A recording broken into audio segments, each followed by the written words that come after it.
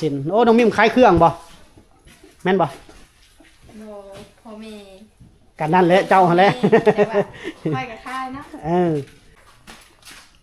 ผูกสาวไทยนั่งเนาะก็อยู่ว่าตอนนั้นก็นอนยังได้เนาะครับตัวนี้โอ้ครับอันเนาะ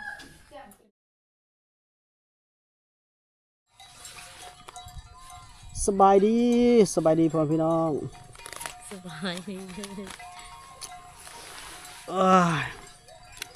ตอนนี้เรากำลังเดินทางขึ้นมาทางเมืองนองพี่แหละพี่น้องเนาะไปหาน้องมิมว่าสิไปหาน้องมิมละเบิ่งฟ้าเบิ่งฝนแล้วก็อยู่บ้านบ่จอยน้ำตกแต่ว่าเส้นทางขึ้นมาพี่บ่ตกเดินทางมาได้ครึ่งนึงละโอ้เส้นทางยากหลายโอ้ยน้อยคัดหมดกันเจ็บหมดทางยากเลยกดเนาะสิไปหาน้องมิมพี่น้องเดี๋ยวเขาสิเก็บภาพบรรยากาศทางไปเลยตอนมาทางยากหลายบ่ได้เปิดคลิปเลยไปเดินทางไปหาน้องมิมปกติมื้อนี้เพิ่นฮูดเขาแต่ว่ามื้อนี้นั่นพี่น้องเขาเจ้าเสียชีวิตเนาะเลยบ่ได้ฮูดคลำประสานซะพี่น้องเผ่ามังกรเขามีคันมีญาติเสียชีวิตแล้วเป็นยุทธบ่ได้เฮ็ดเวียกเฮ็ดงานอยู่เฮือนแล้วก็ไปหาไปเฮือนญาติทั้งพี่น้องเนาะแต่น้องมิมเพิ่นก็บ่ได้ไปฮูดเขาแต่ที่เฮาว่าอยากไปเก็บภาพตอนน้องฮูดเขาโอเคเดินทางเลยโอ้ยลุยช่วง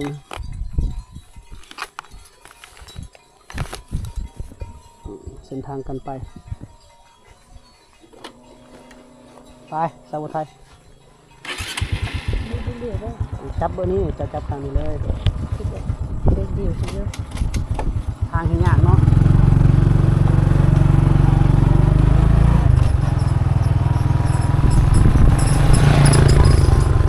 อันนี้บ่มันง่ายแล้ว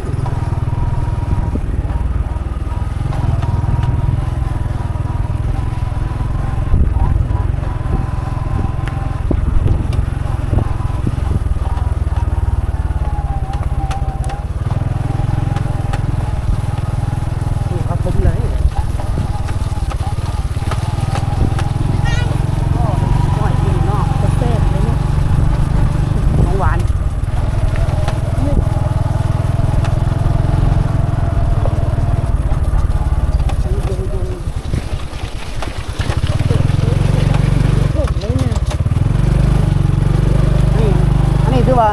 ยังทางง่ายแล้วทางสบายเลยแล้วพูดทางมาผมไม่ได้ทบเลย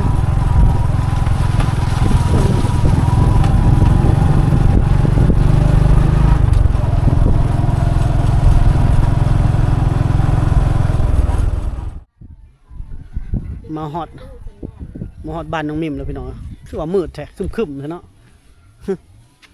ลมก็แห้งในกล้องก็คือว่ามืดแท้คือคึมๆบ่น้องสาวใหญ่แม่นบ่น้องพิมพ์โอ้ใหญ่เป็นผู้สาวดิเขาไปมาเลยมันปีนแล้วนี่แม่น้องมิมปีนบ่ได้ฮูดเข้าพุ่นมืดฝนมื้อนี้พี่น้องก็นั่นแน่เนาะลมหายหน่อยบ่ได้ไปบ้านแกงลีนบ่ตะวันตกบึนกล้วยกับอันนั้นบ่แซมอายกับจีดบ่ตะดานับเจ็ดวิลเลียตะดาเอ้ามิมเว้าเลยบ่รักมึงก็เจ็ดอันรืสมัยเด้อตันนะเกี้ยไงเลยยางตันน่ะคลำน่ะโอ้ยมาฮอดก็ลมเย็นก็โพดเย็นดีนะขมมันมีมือใดนี่จ้าตลอดนะว่าสิมาเนี่ยบ่ได้มาเนี่ยสองจิตสองใจตายแล้วฝนนี่แหละมันสร้างน้ำฝนนี่แหละเบิ่งว่าเฮาสร้างน้ำหนักว่าฝนตกบ่หรือฝนบ่ได้ตกพี่น้องเอ้ยโอ้อยากเห็นน้องมิมพูดเข้าแล้วแต่ว่าแล้วกันพูดเตะบ่ไปเตะบ่เปล่าก็เตะตะบุญตันบ่ตะบุญเอาพวกเราไปพูดได้เด้อ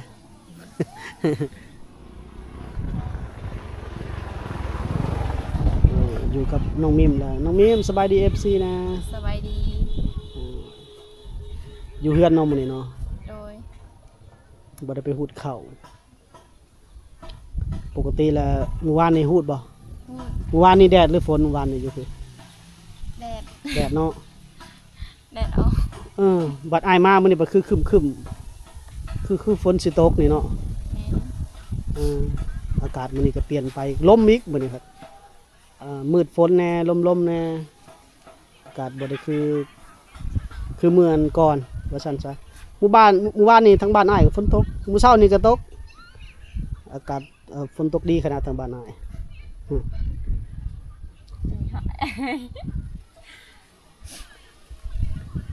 เป็นหยังก็บ่สบาย แม่น เจ็บคอ คอ ช่วงอากาศเปลี่ยนแปลงเด้คนก็บ่สบายหลายอากาศเปลี่ยนแปลงแฮงนี่มื้อนี้ก็ลมนี่ลมแห้งเลยบ้านเย็นจ้อยๆอันนั้นนี่ตะเคอไปใส่มื้อนี้ บ่ฮู้ บ่ได้ติดต่อหาเราบ่ แม่น ยันว่าติดต่อเพิ่นไปให้บ่เนาะ บ่ฮู้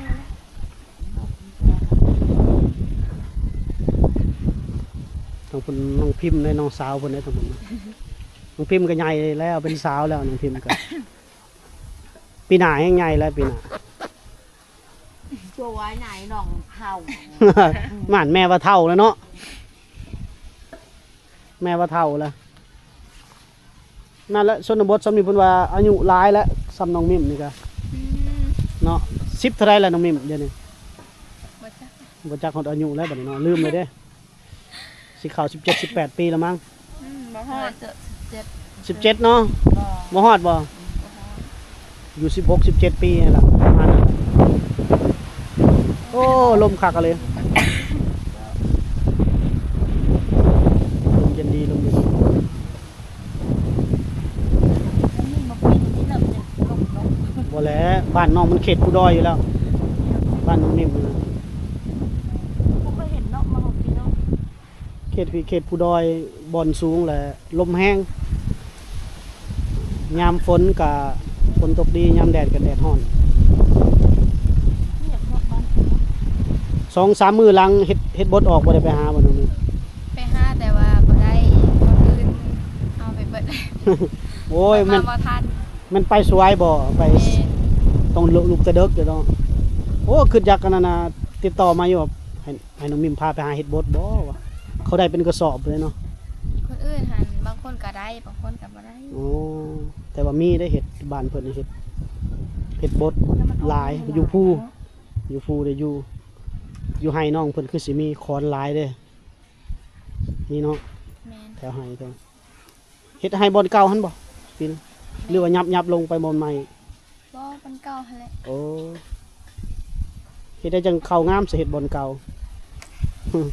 สวยงาม บ่งามได้เนาะต้องเฮ็ดบอนใหม่ได้เนาะ เอาไป น้องพิมพ์สบายดี FC นะ สบายดีตอบเลยสบายดีหรือยาวก็ล่ะ อันนี้น้องพิมพ์เด้อน้องสาวของน้องนิ่มมาปีกายนี่ยังน้อยๆเนาะปีนี้เยอะเป็นสาวแล้วยังเฮียนอยู่บ่พอได้ล่ะ บ่หา ปหาแน่ปีหน้าก็มหนึ่งอยู่ไสบัดนี้เฮียนอยู่ไสมหนึ่ง แกงลี่ โอ้ไปบ่ไปเรียนต่อบ่ บ่ บ่ฮู้เนาะยังบ่ฮู้เพิ่นว่าเรียนต่อเรียนจบม3ม4ได้ไปประกาศจังออกอืมจังอันมีความรู้ติดโตสบายพอได้อันคิดไล่เป็น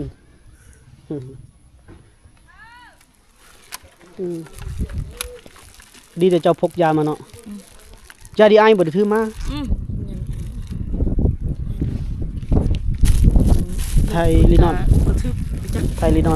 เท่านี้แหละถือมาจากแผง ก็มาหลายเพลงแล้ว เอามาเอา ให้เพิ่นกินเพราะว่าแล้วเพิ่นเอาไปซื้อในมือกับ ยานี่ก็จากผู้ใหญ่ใจบุญเพิ่นฝากมาให้พี่น้องยาฝากมาจากกรุงเทพพุ่นล่ะเพิ่นฝากมาให้ติดโตอันน้องมิมนี่ยาไว้กิน ขอบใจ ยาดีแก้ไขแต่ว่ายาดีวัดอ้ายบ่ได้ถือมาซ้ำบ่ บ่ได้เป็นไข้หวัดเป็นแต่ไอ เป็นแต่ไอไข้ได้เป็นบ่ไข้บ่ได้เป็นติมีแต่ไอซื่อ แม่น ๆ ยาในไอเขาไปเอามามีแต่ยาลูกไข่ อืม ไข่ ไว้บัดไข้เป็นไข่ มันก็เป็นละยาปลาร้ายาซาร่าบ่ พาราแล้ว แต่ว่าไทลินอนนี่เวลาเป็นไข่จะดีกว่าบ่สบายเป็นไข่กินละ2 เม็ดจะดีแล้วเหงื่อออกแล้วไอเคยกินเพิ่นฝากมาให้ทั้งยาเป็นแฟงนี้แล้วก็ยาพาราฝ้าขาวเป็นกล่อง มีแค่ละใส่ ยังถ้าได้แพ็คกล่องเอาไว้ติดตัวให้กับเวลาเดินทางเข้าชนบทผู้นั้นไข่พอดีเขาเอาให้โอ้เพิ่นขายเครื่องอยู่แล้วว้าวโตพี่น้องเบิ่งไม้เฮือนน้องมิมโหดอะลีจักไม้หยังนี่น้องมิมเนาะเจ้าฮู้บ่ไม้หยังนี่นะไม้ของเจ้าเองเหรอล่ะความนา25 เซนโอ้น้องมิมขายเครื่องบ่แม่นบ่ โนพ่อแม่ กันนั่นแหละเจ้าหั่นแหละ ไปกับค่ายนะ น้ำกินบ่หรือเหล้าน่ะ น้ำกิน โอ้อย่าว่าเหล้าอีพอเอ้ยอันนี้กล้องที่ล่างเฮือนน้องมิมเพิ่นเด้อมีกระดานบ่นี่แม่นหยังอันนี้บ่แม่นตีกระดาน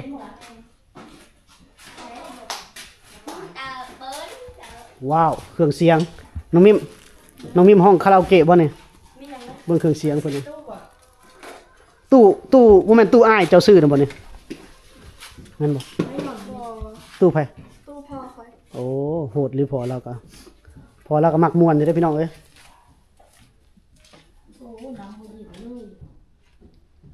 โอ้ JBL คักแน่ได้นี่ได้ JBL คักแน่ได้นี่โอ้ยี่ห้อดังเลยพี่น้องเอ้ยนี่นะพี่น้องเอ้ยนี่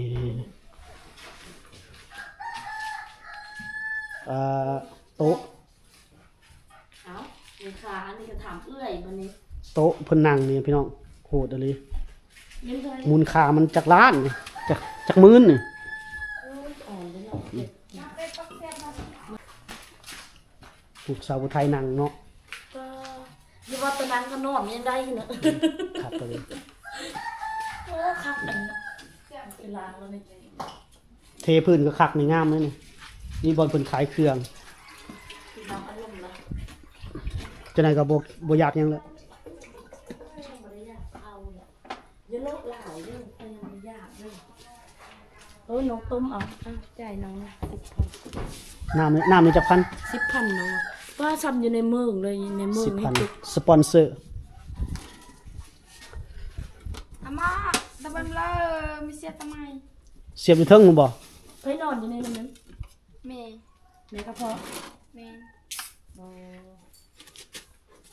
มื้อนั้นทีมงานอ้ายอยากให้พามานอนอยู่เฮือนเจ้าอยู่เลยน้องมิมเอ้ย เป็นหยัง อ้ายบ่พามาน อนกูกีฬาเดี๋ยวจอย พามา บ่อย่ารบกวนน้อง นี่มานอนอยู่ในรถสจอนี่คนละนะ เออนี่บอลเพิ่นขายเครื่องขายของคันมานอนเนี่ยก็เป็นการอุดหนุนน้องเพิ่นเนาะคือไปนอนนำเพิ่นน้องใจหั่นละแม่นบ่เฮาก็อุดหนุนเลยโอ้น้องใจก็ได้หลายแสนเติบมื้อนั้นก็ น้องเอาน้ำฝนเนี่ยน้องกินเนาะ จังว่าเนี่ยบอลเฮือนค้าขายพร้อม ก็จะอ่อนแต่อันนี้แหละป้าสิ จอนตะไม้เนาะ จะอ่อนแต่ไม้ดิเมื่อบ้านเขาได้ดิ โอ้เคลื่อนไหวบ่ได้นี่คันอยู่เฮือนนี่ล่ะบ่ผิดกฎหมาย แม่ คันเคลื่อนไหวเลยผิดกฎหมาย ครับอันนี้นะ ออกบ่ฮอดใช้ซ้ำนี่เรียบร้อยโลดนะ บ้านพุ่มไม้หลายเนาะ แม่น หลายตัวฟังเพลงคนกัน คันมานอนเฮือนน้องมิมนี่ก็พอน้องมิมอยู่นี่กินเหล้าหมดคืน พอน้องมิมชวนกินแต่เหล้าได้อพี่น้องได้บ่มันหุไฟเข้าแล้ว บ่ได้ยังบ่เข้า บ่เข้าแต่ไสน่ะ เป็นแสบ บ่เข้าแต่พูดหรือแต่เข้าแต่พี่ บ่ฮู้ อันนี้ค่าน้ำก่อนนี่เอ้ยจะซื้อน้ำ นั่นล่ะก็ตะกัดเสียบ บ่แม่นแม่เอาอันสายตู้นี่มาเสียบใส่หม้อต้มน้ำนี่บ่ ไหนชายตู ตะละสายตู้โอ้เมื่อกี้นี่ปักบ่ถึกมันก็อย่าว่าเอาสายตู้มา ในชายตูคือ โดยนี่เป็นขายเครื่องขายของแม่เนาะห่านแม่เนาะ แ หันแม่ก็สำหันลูกสาวหั่นละเนาะก็มาจึงหั่นแหละอันเดียวกันหั่นแหละน้องมิมบ่ได้นอนอยู่ลุ่มเนาะนอนเทิงเนาะ บ่ไปไหน ยันมาให้ลูกสาวเฝ้าขายเครื่องอยู่นี่ผู้บ่าวก็มา สาวไผเครื่องบ่เป็น ผู้บ่าวก็มานั้นผู้บ่าวก็มากินเหล้ากินเบียร์ได้ขายเครื่องอืม ใช้ตะโกนเราก็จะโดนจากร้านมาแล้วเอามันเบียดเอาให้เลย ลกมีห่าวๆเพิ่นก็บ่ได้มาเนาะ เจ้านักก็กินแต่หมี่นี่แล้วได้ขายได้หมี่นี่เนาะ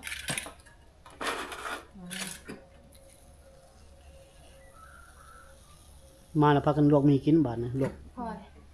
ใส่อีก ให้มัน พอบัดนี้ เอาโอเคโลตะห่อเดียวนั่นแหละไม่แต่คว้าสมพักนะเรากินหมี่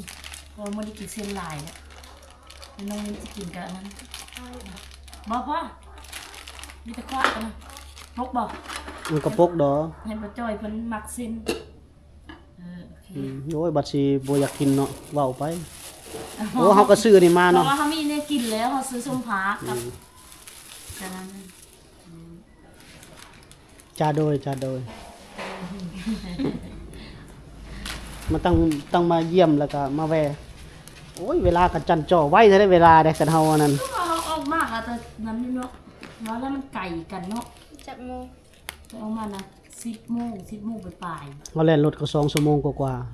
ห่างยาก ๆเกือบ ะไรนี่มัน 3ชั่วโมงพุ่นแล้ว ห่างเลยยาก 10 11 12 2ทางยากขนาดโหดๆเลย เพื่อชีวิตนั้นเพื่อแห้ง กินข้าวก่อนพี่น้องกินข้าวนำกันเด้อน้องมิมเน่ มากินรถบ่เป็นแล้วเจ้าเหือนมานั่งนำกันนี้ต่อมาแม่มากินข้าวนำกันมา จ้า จะโดย จ้า คือกันนี่เนาะคือกับน้องใจอยู่เนาะ เอาไปเขาครับเข้ามาน้องมิมขักอะไรเนาะตุเรา ค เนี่ น ย ละคนละขึ้นนี้เฮาพัด ยกขึ้นหันแล้วมันจะงาม ย่านแล้วนะ บ่จะงามอยู่หันลองย่อมึงดูยกน้อยอยู่นะนั่งกินมันคือกว่าเจ้าเมืองผู้นั่งกินอยู่นี่นะ อะไรแบบนี้ เจ้าว่ามูลค่ามันน้อยซะบ่นี่แป้นนี่ก็ อะไรแบบนี้ เอาก็นั่งกิน ยำเขามาเขาใหม่น้องมิมกันป้าที่เขาคนมาเด้อเอาได้ไหมยำเขามา โอ้คักเนาะ น้องมิมนั่งทั้งหลังสาวไทยเลย เบาจะไหนก็ มาค่ะมา บ่ขอยอยากได้นั่งถ่ายรูปอยู่ฝั่งนั้น น้องมิมไปดังทั้งนั้น นี่น้องมิมนั่งทางนี้ เอา ถ่ายรูปอยู่นี่เจะเบิ่งนี่กว่าเจ้าเมืองนั่งกินข้าวมาเด้อพี่น้องเด้อมาน้องมิมมากินได้เจ้าเฮือนหน่อยกินนะ นั่งไม่เบื่อว่า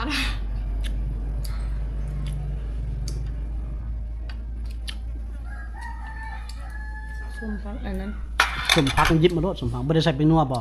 แซ่บเลย บ่ได้แต่งบ่ บัน อืม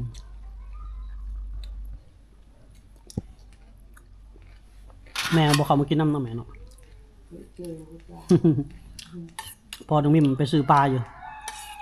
หลังจากยำได้ดอกคนมาเฮาบ่คล้องเนาะฮะ คนนอกเอาจ้ะ คันเราเมาเหล้าแล้วเนาะนั่นแหละ เป็นของแก้มอันนั้นเลยบอก นั่นแหละอายจะว่าฉันไปนอนเฮือนน้องมิมนี่โอ้ได้กินเหล้าน้ำพอน้องมิมแล้ว หมดคืนบ่ ไปหาคนมากินเหล้าบ่เก่งแล้วเนาะ กินน้ำบ่พอใส่กับเมาแล้วเราเมืองน้องซ้ำน้องมิมก็เก่งได้กินเหล้าเลยเห็นเรายกกินโอ้ สาวผู้ไทยเนี่ยเก่งกินเหล้ากัน ยอมแล้วเดี๋ยวนี้เท่าละ กินข้าวกินน้ำอิ่มเลยพี่น้องเลย เม็นตีนเมื่อได้ มากระจันเจาะเลยเนาะ ฟ้าลิงก็ไทยคิด ปลูกต้นว้าจะพี่น้องเอ้ยแต่ว่าโมเมนต์ของพ่อแล้วบ่ตัวนี้ กระปูดมูลค่าหลายเด้กระปูดนี่กระปูดได้เกิดบ่ฮู้ทางเมืองไทยเนาะกระปูดจับแบบนี้ เป็นราคาเด้ กระปุกบ้านน้องมิมแถวนี้มีแตะพูมีแตะพามีแต่ต้นไม้ต้นตอกได้สัญญาณบ่อยู่หันน้องพิมพ์มีสัญญาณเนาะโอ้อยากลิ้นแล้วมานั่งลิ้นแบบนี้เนาะ นั่งแคมทางแบบนี้